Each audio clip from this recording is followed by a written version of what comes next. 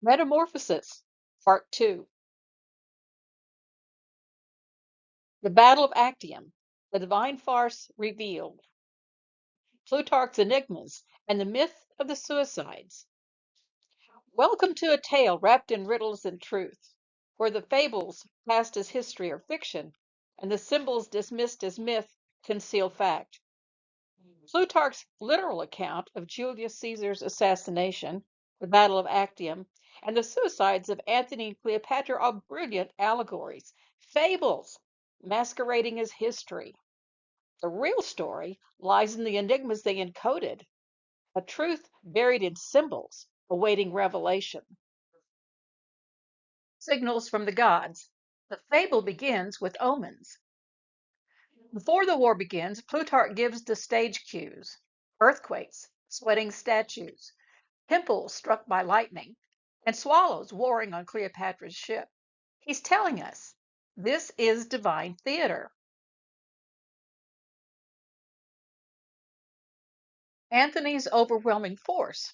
The numbers reveal farce. Antony fields double the ships, but they're old. They're in disrepair and poorly manned. Octavian's ships were easily maneuvered and fully manned. Antony had 20,000 more troops, and they were better trained than Octavian's. Logic says victory is his on land, but not at sea. But something else is afoot. Cleopatra takes control. A woman dictates strategy. Despite his land advantage, Antony follows Cleopatra's wishes and fights at sea. Why? Because the point is not to win, but to exit the stage. Plutarch writes that prior to the sea battle, Octavian encountered a man leading a donkey. When asked their names, the man replied, "My name is Prosper, and my donkey's name is Victor." Octavian took this as a good omen and later mounted bronze images of the man and donkey on the prows of his ships. The story seems lighthearted, but it's an enigma. Why would the Roman victor adorn his navy with a peasant and a beast of burden? Plutarch is inviting us to look deeper. A donkey and its master are not comic relief, they are allegory. They point to a hidden sage, a Nazarene teacher whose righteousness and humility concealed treasure.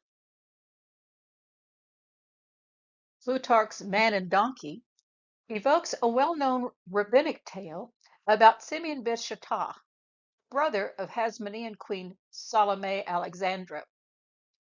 His students, hoping to ease his burdens, purchased a donkey for him. They discovered a precious gem hidden in its saddle.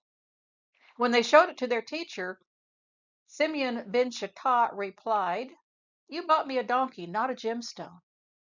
He returned it to its original owner. The astonished merchant praised Simeon's God, exclaiming, "Blessed be the God of Simeon ben Shetach." In Hebrew, he said, Hallel, Ze Simeon ben Shetach. Hallel means praise God. Ze means this is. So the phrase reads, praise God, this is Simeon ben Shetach, or metaphorically, Hillel, this is Simeon ben Shetach. The name Shetach is linked to Ishtar, or the star. Translated, Simeon, son of the star, or son of Venus, the goddess from whom Julius Caesar claimed descent.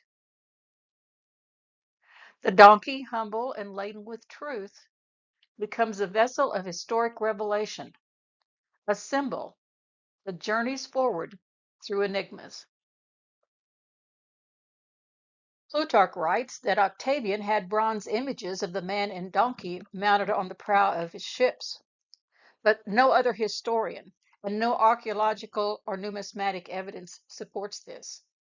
It's an enigma, a symbolic tribute to a hidden Nazarene sage.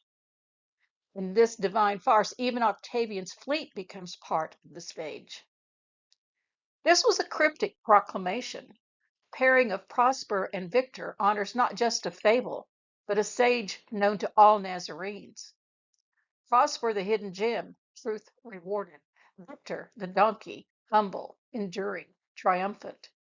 Together, they encode Simeon ben Shetach, not a Pharisee, but Hillel the Nazarene, humble bearer of wisdom and light, also known as Julius Caesar, victorious and triumphant even in death, until Yahweh's apostle, Paulus, buried the truth behind a man god from Nazareth.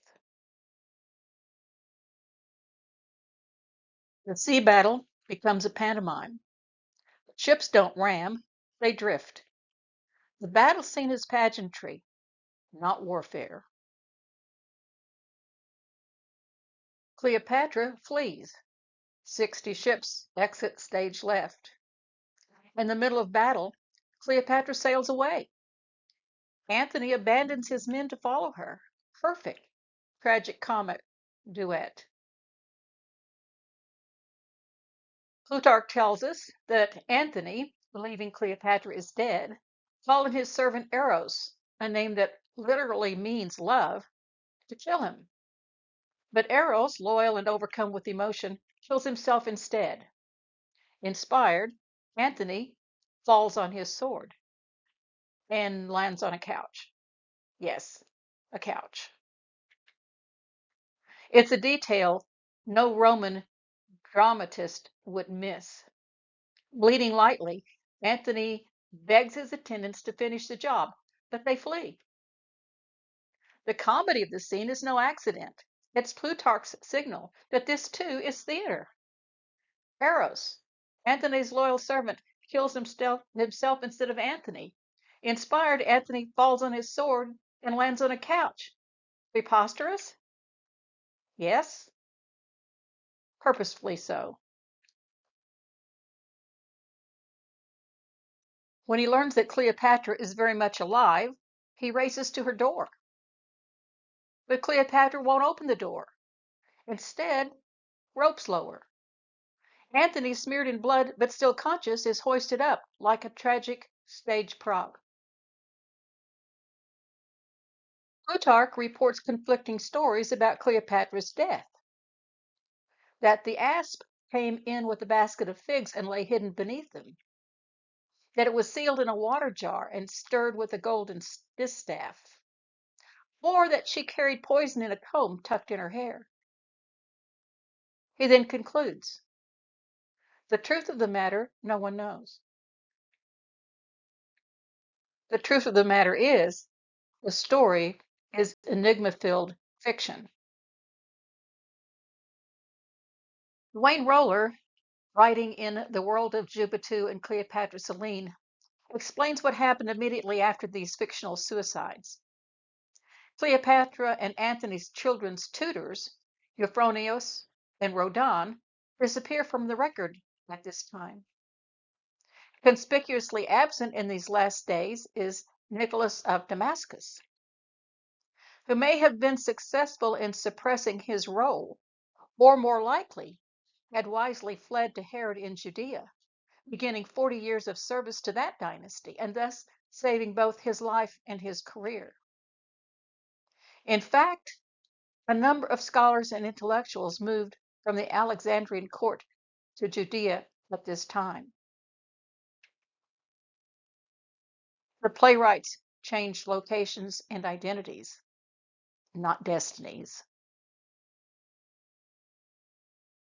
Antony becomes Herod the Great, and later Agrippa. Cleopatra becomes Mariame, and later Dynamis. The gods have changed costumes, but the drama continues in Judea. Plutarch, follower of Pythagorean methods, leaves us the key.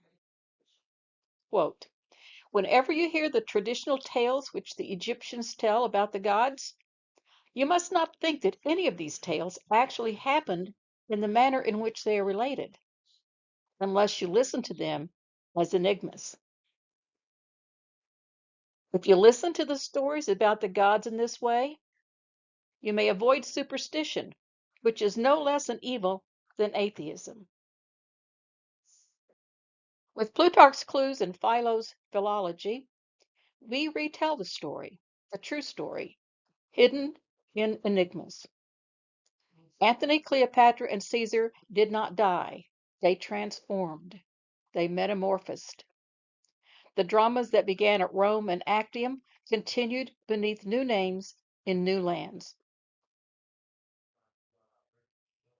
If you're interested in getting more information on what we've disclosed in this presentation, a detailed account and a demonstration of Philo's method, which we used to decode this hidden history, is revealed in two of our previous books, tedious, almost mind-numbing, in detail.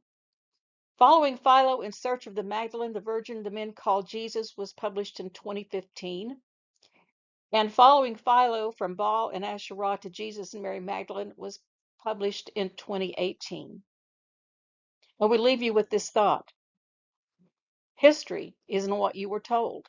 It's what you're ready to uncover.